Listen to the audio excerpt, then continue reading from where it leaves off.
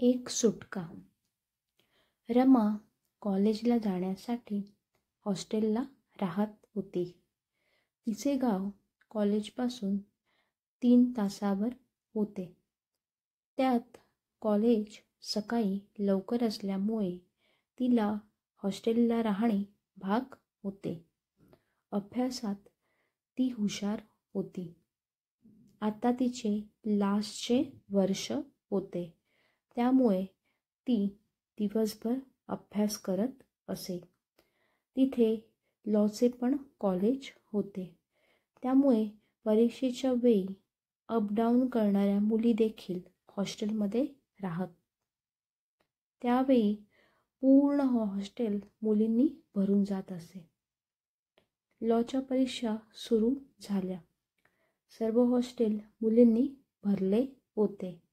हॉस्टेलमध्ये एक मोठे किचन होते. तिथे मुली जेवण बनवत. रेग्युलर मुली मात्र खानावळीतून डबा घेत असत. कधीकधी त्या मजा म्हणून सुट्टीच्या दिवशी एकत्र जेवण बनवत. सर्व मिळून भांडी घासत, मजा मस्ती करत. पण लॉच्या मुली आल्यामुळे रेग्युलर मुली डबाच घेत, कारण त्यावेळी गर्दी खूप असे.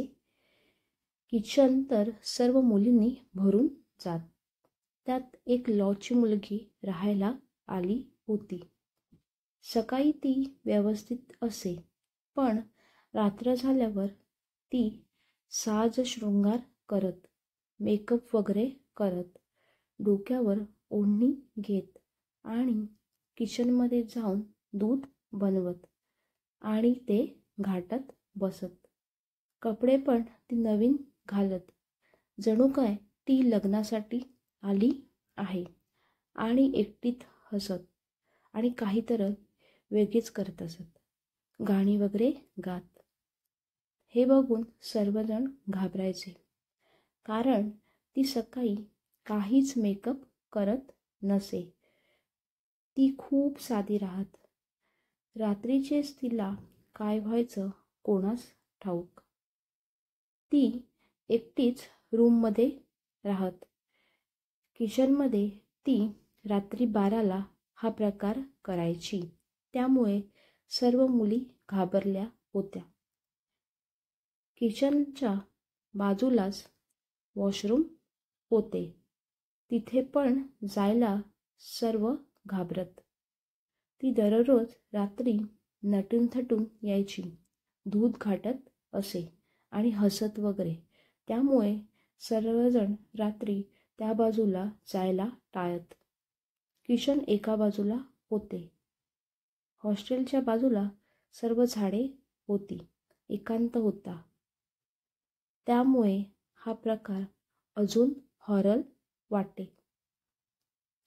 परीक्षा संपेपर्यंत त्या मुलीचा हा प्रकार चालू होता. त्यामुळे रात्र झाली की कोणी बाहेर येत नसे, रूमच्या आतच थांबत. रमा आणि तिच्या मैत्रिणी खूप घाबरल्या होत्या. त्यांना काहीच सुचायचे नाही. लॉची परीक्षा झाली तेव्हा ती मुलगी गेली. तेव्हा कुठे सर्व फ्री झाल्या आणि नेहमीप्रमाणे त्यांचे रूटीन चालू झाले. त्या मुलीची मानसिक स्थिती ठीक नव्हती की तिला काही वेगळे झाले होते कोणास ठाऊक. असो, आता मात्र रमा आणि तिच्या मैत्रिणी खूप खुश होत्या. त्यांची मजामस्ती परत सुरू झाली होती. ते सर्व हॉस्टेलची लाईफ एन्जॉय करत होते.